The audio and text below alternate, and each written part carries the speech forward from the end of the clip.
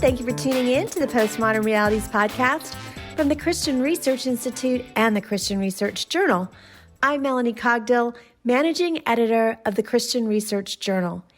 It's February 2021, and you're listening to episode 222, which is a spoiler-filled discussion about the Marvel superhero Wolverine. On this episode, I'm joined by Cole Burgett, who is a recent seminary graduate and an author for the website Christ in Pop Culture. Cole has also been on this podcast in the past talking about Star Trek Discovery and Wonder Woman.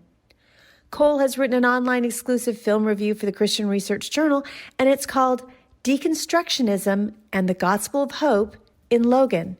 You can read his article at our website, equip.org, when you subscribe to our journal. Cole, it's good to have you on.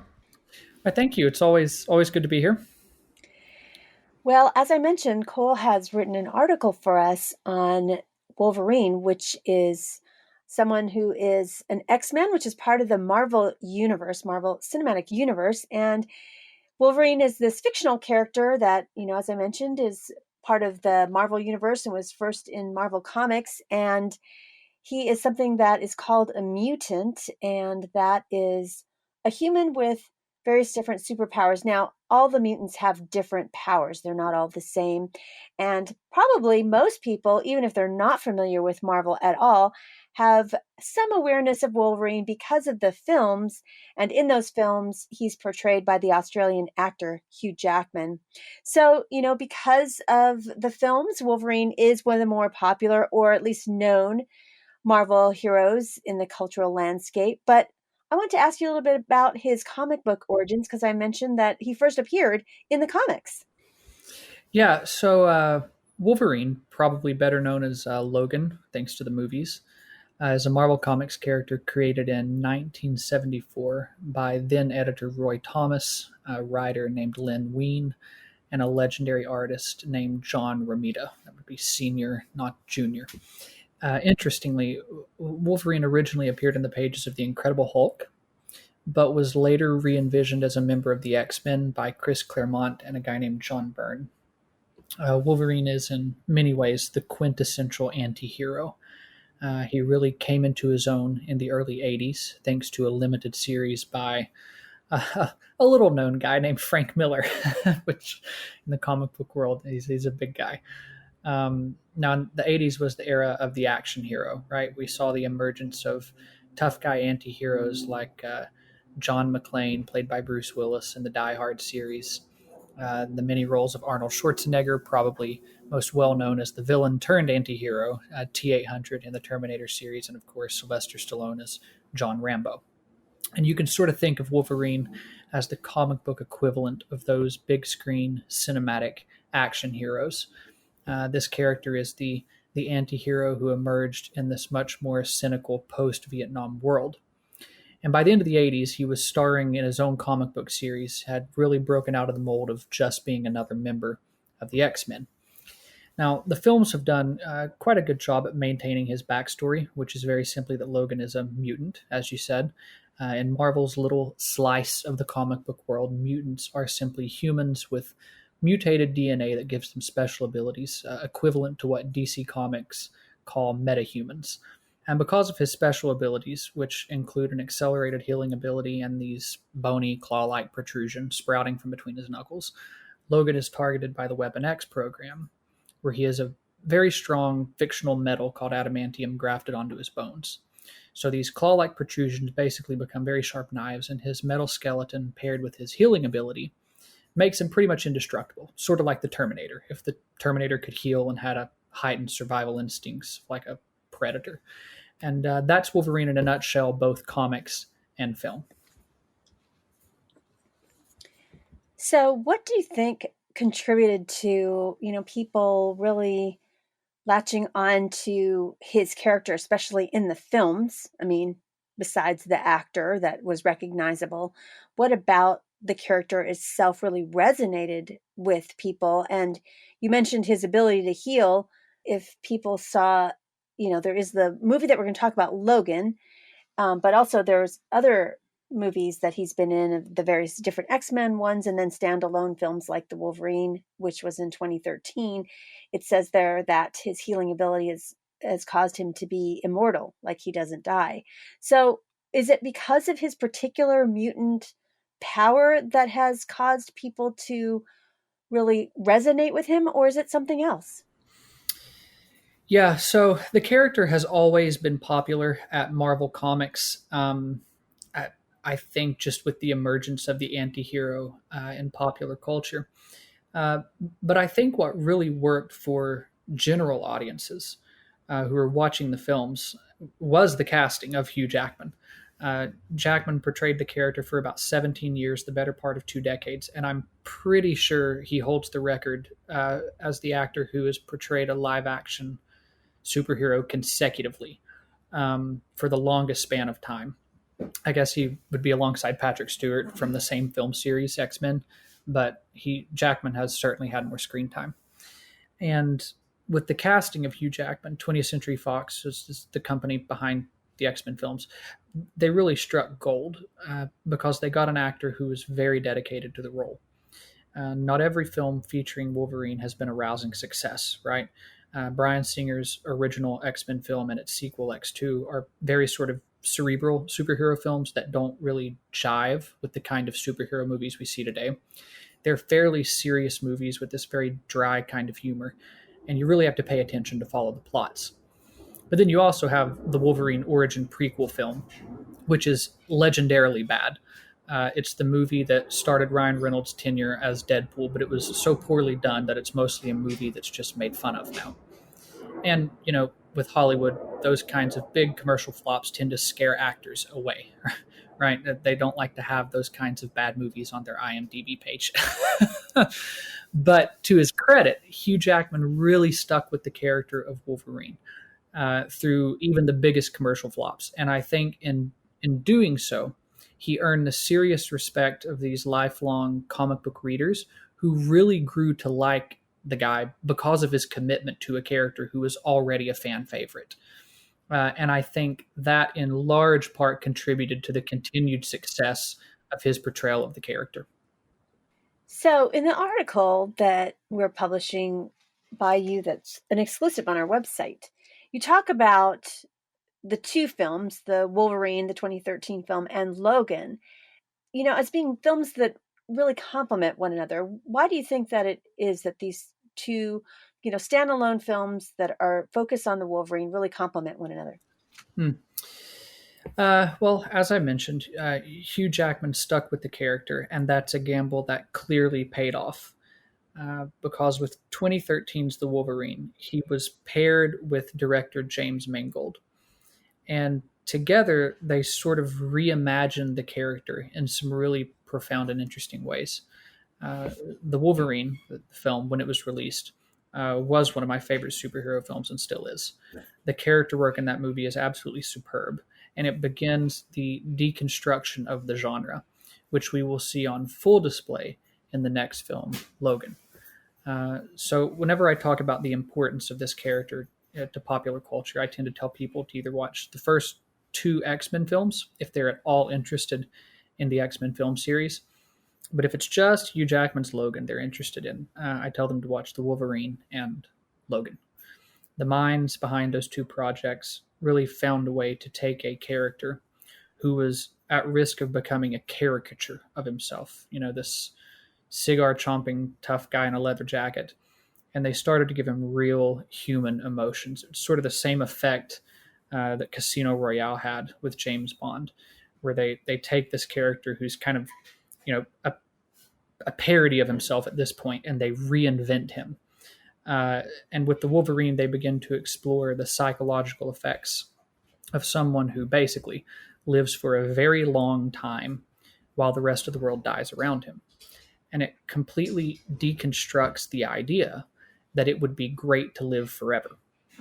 And those themes carry over very prominently in the next film, 2017's Logan. And while not a direct sequel, I think it's what people tend to call a spiritual successor to the Wolverine. It nonetheless carries over the same themes, the same characters, without really maintaining any kind of narrative continuity. So thematically, the two films are two sides of the same coin, two pieces of a larger whole. Why is it, do you think, that the X-Men, you know, haven't really caught on, with the exception of Wolverine, as widely as other Marvel heroes that people can name, like Thor or the Black Panther? Is it because, the Wolverine, when they think of the X-Men, that's the only one that they can name, and there's all these other, just various different actors and people with different powers that we're not really sure, we can't really recall who they are specifically? Or is it the story that itself, in terms of the mutants, besides this one that we're kind of unpacking today, that doesn't really, you know, grab people as much as other of the Marvel superheroes, which, all of those films in the Marvel Cinematic Universe just become these huge billion-dollar blockbusters? Mm-hmm. Part of it's the company behind it, 20th Century Fox, which was recently bought out by Disney. So the X-Men, as far as I know, and what the plans are, they're now part of not the old films, but going forward, they will be part of Marvel's stuff with Disney. And the films, I guess, in their own right, have been pretty successful. But like you say, they haven't really called on as well as these other Disney Marvel films. Uh, Honestly, I think a little bit of that has to do with just how they choose to tell the stories. So the new Marvel films, they really start with individual characters and sort of build into crossovers. Well, the X-Men never did that. They just sort of came in on the merit of their title and the comic books. And the first film is not Logan, or it's not Storm, or it's not Professor Xavier. It's just X-Men, and they're all there.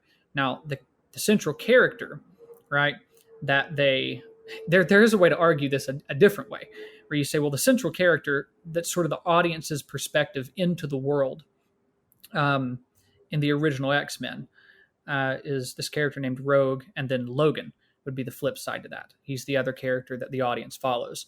And in that respect, Logan is arguably the most successful superhero now.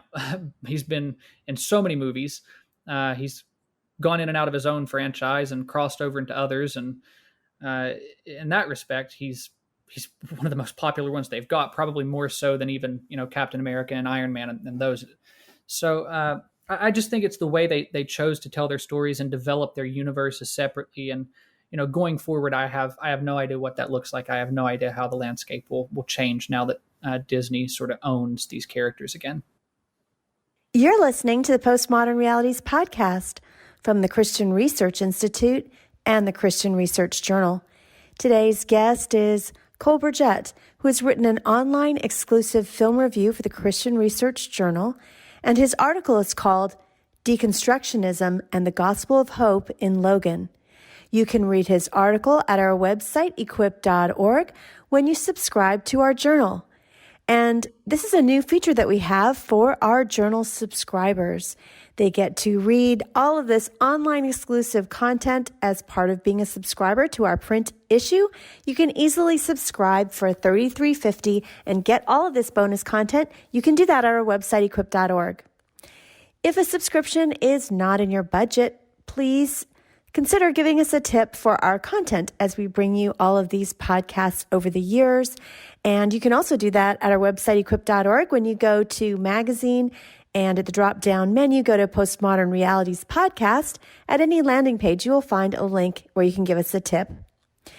But most of all, we really appreciate how you partner with us by just simply getting the word out about this podcast. So just tell a friend or link to any one of your favorite episodes on your social media accounts. And another way you can help us out is by giving us a written or starred review at Apple Podcasts or wherever you get your podcasts. And thank you for your partnership. We were just talking about the different characters and threads of the Marvel Cinematic Universe. But before I talk to you specifically about your article where you talk about the deconstruction of the superhero genre, that word's even in your title, I wanted to ask you, some people are listening to this. Well, why should I even care as a Christian about watching any of this stuff? It seems like just a niche thing for nerds, and it doesn't seem like, what is the value for the Christian apologist to watch it? And also, I guess Christian parents would want to know, are these things something that kids should watch? Now, I had not originally watched Wolverine in 2013 when it came out. I'm not a super big Marvel person, but I have watched it recently, and boy, there's a whole bunch of violence in it, kind of graphic, dismemberment type stuff. So is this something that, hey, you can introduce your kids to these kinds of films, or how should a Christian approach, kind of getting immersed in the Marvel Cinematic Universe? Okay, so there's a few questions here, and I'll try to pick them apart as best I can. So the first thing you mentioned, deconstructionism, which is in the title of the article. So yeah, deconstructionism. I groan at the very thought of the word. I tend to hate deconstructionist stories, to be honest. The moment I sense a story going in that direction, it's like the hairs on my arms stand up and my eyes start rolling, and I'm debating getting up and just walking out. Deconstructionism is essentially an approach to meaning that suggests meaning is a very complex thing that cannot be easily understood on its face. And so names like Derrida and Nietzsche and Saussure all tend to come up in conversations about deconstructionism, right? These old philosophers. And deconstructionism is a very skeptical theory of literary criticism that sees anything in which we are certain about as being up for grabs and questioned, which makes it a very appealing approach to storytelling for writers looking to make a splash, right? Because a deconstructionist approach to something like a superhero story, which has very clear lines that make it what it is, means that those lines can and should be crossed. Now, this approach to storytelling became very popular beginning in the 80s and really reached its zenith in the 90s, the early 90s, I guess, with a storyline called The Death of Superman. Superman doesn't die. That's the point of Superman. Well, not in a deconstruction of the genre. At that point, you can kill Superman because the certainty that Superman can't die is the thing that can be challenged. So that's a very concise and oversimplified, answer, but I hope that at least gives an idea of what deconstructionism is in terms of storytelling. Now, this does have serious relevance to people who are working with the Bible. And anybody who's worked in hermeneutics or exposition or anything like that probably can see where those issues would come up. But I'll get there in just a second. And deconstructionism is really popular. It's a really popular storytelling method right now, because I think people like having their expectations met, but sometimes people like to have their expectations broken. And stories that deconstruct established genre tropes are designed to surprise you. They take the story in new and unexpected directions, and they're designed to cause you to question the things that you thought you knew. And it takes a very careful writer to do these things in such a way that is meaningful, that doesn't come across as looking disingenuous or just trying really hard to upset people. And over the years, we've seen this work to varying degrees. Logan is obviously a rousing success, loved by both critics and most fans alike. I know at least one person who swears it's like the best superhero film ever made and it will never be topped. But then you get something like The Last Jedi, which is a critical success, but a lot of fans recoil from, even though I would say that film is really, really misunderstood in a lot of ways. There's still no question that there is a very strong deconstructionist flavor to the picture as a whole. Now, most of the time when you're sitting there listening to friends talk about movies like this and they're trying to articulate their thoughts on a deconstructionist film, you'll hear them say something like, well, it was very dark, or it played with my expectations in ways that I don't know I like. These kinds of films, deconstructionist films, appeal to cynical people because they're the opposite of these very romanticized kinds of stories. And the world is a very cynical place right now. I don't think that's an unfair assessment. I mean, just watch your major 24-hour news channels for more than 5 minutes and you're going to think the world's ending. And you and I have talked before about the anti-hero and how that is in vogue right now, though significantly misunderstood in a lot of ways. And I think all of this walks hand in hand in the current cultural climate. We learn a whole heck of a lot about our culture by taking note of just how many major blockbuster films are deconstructionist films. It really lets us know just how cynical of a people we really are. Now, the big question that you asked, which I punted off until now, is uh, why Christians should even care about this kind of thing. Why should we pay attention to these types of movies? Why should we notice this stuff? Well, because deconstructionism deals with meaning. And when you start talking about meaning, you start talking about biblical interpretation. And that's a very important topic to look at. One of the things I do is teach the Bible as literature or Bible exposition. And we always end up talking about biblical genres. And that takes us into genre studies. And we always, at some point, end up talking about deconstructionism. And one of the things I tell my students to be very, very, very careful with are stories that deconstruct.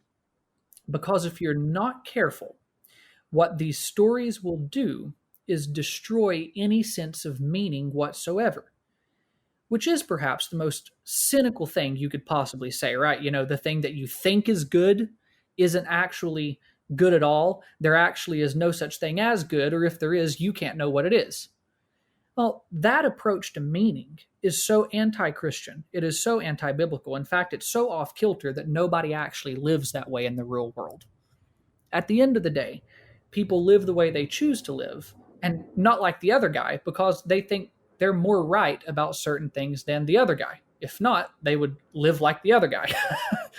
So, what I tell my students is that we should be really careful readers of stories. In this day, that means viewers of movies too, so that you actually follow the plot in its context. Because I can guarantee you one thing: when you get a creative storyteller, there's going to be a point to the story they're telling, even in a deconstructionist story, which philosophically should call into question all the points other stories in the genre are trying to make. And sometimes that point is one we should pay attention to. In a lot of ways, a story that deconstructs a genre is the anti-hero of genre studies, right? So anti-heroic characters are right at home in this field. And every now and then, when these characters in these stories actually serve their roles as anti-heroes very well, which is to really slap us in the face, to sober us up, to make us pay attention to things that, because of sentimentality, we might be blind to or just not want to pay attention to. Well, when a deconstructionist story does that, then I think it's a story worth telling. And Logan does this very well, I think, because it's a very brutal film that is full of tragedy and irresolution. But for a Christian, well, we should already know what the world is like. You know, Christians should be the least naive people on the face of the planet, and oftentimes we're the most naive. We think the world at times is full of roses and daisies, and Jesus is remaking the world now, and we're involved in that. And I guess now my theological presuppositions are coming out because I don't actually think that. I think the world is a very brutal place. I think it's full of tragedy and wrongdoing and lives that end having had no purpose other than to get rich quick, have as much sex as possible, and get high along the way. A lot of those people are my friends. Well, a film like Logan is going to show you just how worthless a lot of that is, because it's about a superhuman who spends a lifetime hurting himself and others, and now he's dying, and he has to come to grips with that. And his redemption, in the end, is incomplete. That's very important. He dies having sacrificed himself, but his last words are spent telling this little girl, who is, for all intents and purposes, his daughter, to not spend her life being like him. Well, that's a very, very profound point to be made, and it's a point that people need to hear that they might not want to hear. And if it takes systematically breaking apart and burning down the most popular film genre of the 21st century to do it, so be it. And that's how I look at this. So just kind of leaning into this, these thoughts about deconstructionism. I mean, why do you think that people are drawn to stories that deconstruct, established tropes like the superhero genre? And why does Logan resonate more than, say, an anti-hero like Deadpool, who's so irreverent, who breaks the fourth wall and talks to the audience? Uh, well, to that question, I think it's tone. Tone has a lot to do with that.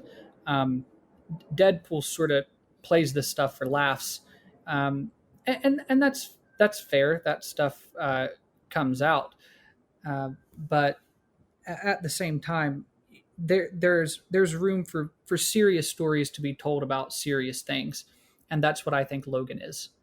And you know, people are drawn to that. They are drawn to those types of characters who are profoundly humanized. And that's what the Wolverine and Logan are really designed to do. That's why I said earlier they're two sides of the same coin. Those films are designed from the ground up to take a character who had become a caricature of himself and profoundly humanize him, give him traits that make him relatable to people who go through life and have their fair share of missteps and hiccups and bad breaks, that kind of thing. Um, that is what I think really catches and resonates with people. And the fact that those kinds of stories are very popular, if you're dealing with a pastor, right, who's trying to keep his finger on, the barometer, right, of culture to know where his people are at. Well, the fact that these movies are doing so well tells him something about where his people are, if that makes sense. And that's why I think they're worth paying attention to. So, is there any benefit at all to deconstructing anything, including the superhero genre? I mean, what would be helpful for people about even doing that? How does it challenge people? Yeah. So as I mentioned, these kinds of stories, when they're told with a very specific point in mind, depending on what that point is, I think they're very worth it. They're very worthwhile stories to tell. In the case of Logan, they really lean into the anti-hero idea to the point where at the end he's basically saying, "Don't be what they made you." In other words, don't be like me. A very important lesson that to learn. I think that's something that people need to hear. Um, it it lets them know that there are wrong things in the world that can't just be airbrushed over, and sometimes those things do catch up with you, and you do pay for that. Uh, there's nothing in the Bible that suggests that isn't true from an earthly perspective. But the point of Scripture, the point of Christianity, is that we walk by faith and not by sight, right? We can't go with what's directly in front of us all the time, because if we do that, we're going to become an earthly people who forget the fact that our end is not here. It is with our Lord, and we live in the hope of things like resurrection. And Logan as a film picks up on this theme in really interesting ways, where the thing that really drives Logan, that keeps him going through the movie, is this hope this little girl has in a future that he's never going to see, a future that she may never even see, a better future for the world and mutants altogether. Logan is at the end of his life. He's not going any further. But the real emotional push and pull of the film, where it has great character development, is that it's her faith in that future that's, he's a dead man walking, but what keeps him going is her faith. That's a really profound point to make to a world that in a lot of ways we are told wants nothing to do with religion, right? If you listen to a lot of commentators, they're going to tell you that we're a postmodern society, or whatever that means. They're going to say things like we're moving beyond religion. Well, that's not entirely true. Not when movies like this, which are hugely popular at the box office and critically lauded, have things like mythic themes and religious ideas at their core. I think it's not saying we've moved beyond religion. I think it's saying the opposite, that we're just as religious as we always have been. The world's just a little more globalized now, and there are a few more ideas at play. So at the time that it came out in 2017, Logan received media attention for playing up to its R rating. And in fact, the year before I mentioned Deadpool, the year before 2016, Deadpool was also R rated superhero film. So how should Christians, think about this and kind of this new gritty trend, I guess, in this genre? Because in the past, when we think of superheroes, I don't know, I would think of that Batman television show, when they're running around in tights and you see them say pow and things like that. I mean, that's very far removed from the language in Deadpool and the grittiness of Logan, with both of those having an R rating. So, how should we think about that? Because, in the past, I think we thought of superheroes as cartoons that were, kid friendly. Yeah, like I tell my students when dealing with stories that deconstruct genres, I would say I think we have to be careful. Christians have to be very careful. I'm enough of a cynic to caution parents, let's say, that simply shutting their kids' eyes and ears to these things until they get to, high school is ultimately going to backfire, because the kid is going to come out very naive about the world, which is what most people mean when they say someone is sheltered. Or it runs in the other direction and the kid becomes drunk on freedom and autonomy. Growing up, I saw both, two pretty serious extremes. Instead, Christians, and I think Christian parents especially, should use these things as an opportunity to teach others and their own children about the things that we take seriously. We should teach our children to exercise control over how they think and what they think about, and the real dangers of treating things like bloodshed and wanton violence with too cavalier an attitude. Um, I'm not saying you can't have humor. You mentioned, Deadpool. In fact, I think a sense of humor is pretty much salvific. If you don't have a sense of humor, then I think you're really, really going to struggle with Christianity. But when you treat these things with more than a passing shoulder shrug, well, you're going to become apathetic. For example, I did not watch Deadpool, but I watched Logan. Thought Logan was pretty solid film. I've never seen a Deadpool movie, have no interest in seeing the Deadpool movies. And that really sort of provokes an interesting kind of response when I explain that to people. And it always kind of, someone's always asking me, well, isn't it kind of hypocritical you can watch one but not the other? And it says, well, I know how that film is going to treat pretty much the same subject material as Logan. And personally, I don't know that I'm comfortable with how that film is going to treat it. And just basing what I've seen on the trailers, I have no interest in watching it, because there are certain things I think should be taken seriously because of my convictions as a Christian.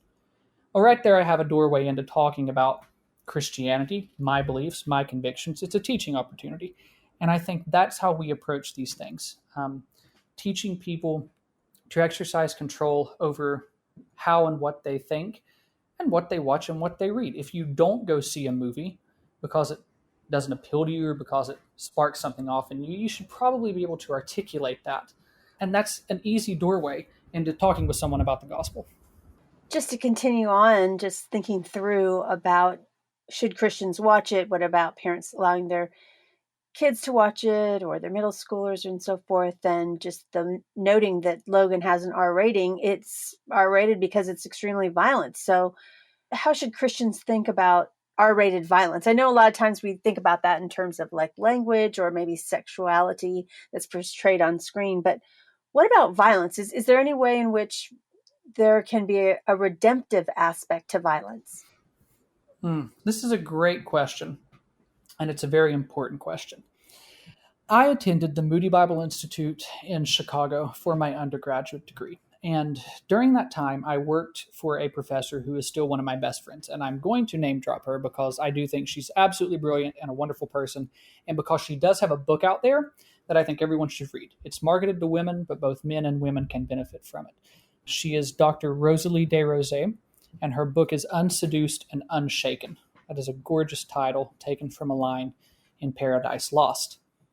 Now, I say that to say this. She taught some of the most fascinating classes I've ever attended.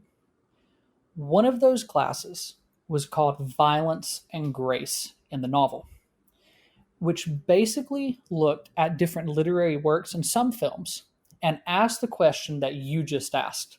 Can violence ever be redemptive? And that was the first time I really started to think through the implications of that question and what it means for the stories we tell or the stories we read or the movies we watch. And the thing that provokes the question is this idea that Christianity is really built in part on the very violent death of a man named Jesus Christ. But his death is one that he goes to as a willing sacrifice, and in doing so secures forgiveness of sins. Now, that's a very morbid image. It's a very tragic image that is tinged with a kind of hope that we are forgiven thanks to his sacrifice. And the real mind-blowing aspect of the story is his resurrection, which Paul says in 1 Corinthians is the basis for our hope for eternal life. If Christ didn't raise from the dead, well, then we have absolutely nothing. If Christ didn't raise, then Paul and all the apostles are liars and we have no hope. That's how he argues in 1 Corinthians 15. Well, you don't get a resurrection without first a death. So, yes, I think violence can be redemptive. I think that's a major, major point the Bible makes from beginning to end, from the Old Testament sacrificial system to Christ's sacrifice in the New. And I think it's a point that Logan makes very, very profoundly as well. So in Logan, you note that there are parallels to other films like the Western Shane. And so why do you think is it that there are modern films and, television shows that lean into Western imagery? I can think of, just some popular ones right now that might have some sci-fi aspects to it, but they set it in a Western setting. What is it about using that kind of Western imagery that is so appealing? Yeah, so Logan does draw parallels with the Western Shane, though I think in the article I wrote, I say something like it has more to do with Clint Eastwood's Western Unforgiven. But I definitely think the film has some overt nods to the Western genre as a whole. The Western, which we have talked about before in some of our other interviews, is a quintessential American genre. It's the great genre of mythic America. Its archetypes and the setting are just so recognizable that it doesn't take much contextualization for you to figure out what is going on. And the genre underwent a lot of revisionist takes in the 70s and 80s, thanks to actors and directors like Clint Eastwood, which is the era that Wolverine really came into his own as a character. So I think doing the story of Logan in this way both takes the character back to his archetypal antihero roots, as well as deconstructing the superhero genre against the backdrop of one of the genres out of which the superhero genre emerged back in the old pulps, and that genre is the Western.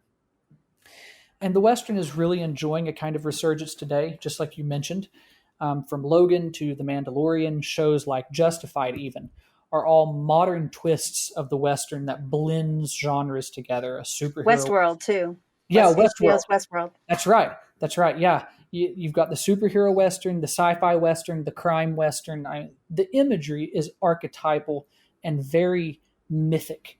And like all great mythic stories, writers are drawn to that. They're drawn to that material. It's easy to incorporate those images that we immediately recognize.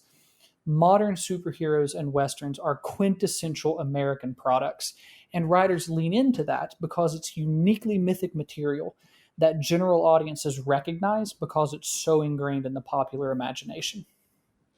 I do want to tell our listeners, if they're newer to this podcast, that we do have episodes on both The Mandalorian and Westworld, and you can find those at our website, equip.org, as well as articles that are connected to those two episodes. Well, speaking of mythic storytelling, how does mythic storytelling relate to Scripture, to the Bible? This is a very important question for the kinds of topics that we've talked about here and that I teach when looking at the Bible as literature. It was the great conviction of C.S. Lewis that Christianity was the true myth, capital T, capital M. And just to be clear, right, when we talk about myth here, we're not talking about false ideas or fancy beliefs or anything like that, which has this idea that a myth is something that is inherently untrue. When we talk about myth, we're talking about something more akin to mythology, or something called mythopoeia, or mythic storytelling. In fact, in this sense, myth means the opposite of untrue. It's almost Platonic in that way, at least in the way that Lewis is going to approach it. It's more to do with narrative. And with narrative, the writer controls the reader's response by taking them through the plot, by developing characters. And look, the Bible does the same thing. It has its own set of archetypes, which in biblical studies, we sort of kind of talk about it when we start dealing with something called typology. And when you begin packing into that narrative, that plot, these big sweeping histories of people and explaining things that rationalism fails to grasp, that can only be apprehended intuitively or by the imagination, the things that move us in profound ways, well, now you're talking about mythic storytelling. C.S. Lewis was captured in his childhood by mythic stories like Norse mythology or Greek mythology. It caught his imagination in interesting ways that atheistic rationalism simply could not do. It's that old idea that humans are inherently drawn to stories, to flights of the imagination. And it was through conversations with men like J.R.R. Tolkien, Arthur Greeves, and Hugo Dyson that Lewis began to realize Christianity works on us in the same way that those old myths do. The difference being that the Bible's narrative is one that you can actually locate in time and place in history. You can go stand in Jerusalem where Jesus stood. It's the great mythic story that actually happened, leading him to call it the true myth. So, in that sense, the Bible is very much a book of myth. It is mythic storytelling in the truest sense of the word. It is God's own mythic story, whereas these other mythologies are man's attempts at mythic storytelling. Lewis didn't come to faith through evidence or archaeological digs or through rationalism. I just came through seminary, and we spend a lot of time looking at that stuff. But it's Lewis's conviction that that is ultimately not what converts people. You can throw as much evidence at someone as you like, but if they don't believe, they're just going to interpret the evidence through the lens of their presuppositions. It's not going to do much. Something deeper has to be at work. Lewis came to faith through his imagination. And that's why I think he's both misunderstood by academics and loved by people all across the spectrum, from Catholics to Baptists. They're drawn to him because he really gets that the Bible story captures our imaginations in very important, very profound ways. And there are certain scholars out there who are finally coming around to these ideas. They're starting to interact with these ideas, the psychological and imaginative value of mythic stories and archetypes. So I think there's a very strong connection between mythic stories and the Bible's narrative, and I think it's one worth paying attention to. Well, finally, I want to end with some fun rapid-fire questions for Cole. So, Cole, it's been unusually cold, even snowing in some parts of Texas. So, if it's cold, do you like coffee or do you prefer tea? It's not fallen below 70 here, so I wouldn't know. Well, they're having parts of Texas with snow. I've seen it on Facebook. Really? Some friends. Yeah. Interesting. When Dallas, it's bright and sunny. Coffee. I would go with coffee. And we've talked over a few episodes of various different types of pop culture, Star Trek and Wonder Woman, and now Marvel. And so I want to know, how were you introduced to superheroes and that kind of nerd part of pop culture? I think I mentioned in a previous one, I came to it really through Batman. That would really actually be through the television series Batman the Animated Series. But I mean, did your parents introduce it to you, or did you discover it on your own? I discovered it on my own, yeah, through that show. And which cinematic nerd universe would you want to live in? Star Wars, Harry Potter, DC, or Marvel? Oh, Star Wars. Easy. Easy. Well, thanks, Cole, for being a guest on the Postmodern Realities podcast. Always a pleasure. Thanks, Melanie. You've been listening to the Postmodern Realities podcast from the Christian Research Institute and the Christian Research Journal. Today's guest has been Cole Burgett, who has written an online exclusive film review for the Christian Research Journal. His article is called Deconstructionism and the Gospel of Hope in Logan. You can read this online exclusive content for our print journal subscribers when you subscribe to our journal at our website, equip.org. We'd like to connect to you, so please subscribe to the Bible Answer Man YouTube channel and join in the conversation in the comments section and in the live chat when we have premiere videos. Please follow the Bible Answer Man page on Facebook, and on Twitter you will find us at Hank Hanegraaff, Bible Answer Man, Christian Research Institute, and Christian Research Journal, as well as on Instagram at the Bible Answer Man account. You won't want to miss every Monday through Friday at 6 p.m. Eastern when we live stream the Bible Answer Man broadcast, hosted by CRI President Hank Hanegraaff at our website, equip.org. In addition, please subscribe to the Hank Unplugged podcast. Hank gets out of the studio and into his study and engages in in-depth, free-flowing, essential Christian conversations on critical issues with some of the most interesting, informative, and inspirational people on the planet. You'll want to head on over to equip.org because there you're going to find thousands of free resources for you in articles and past broadcasts, our podcasts, and videos. And thank you for all the ways in which you partner with the Christian Research Institute.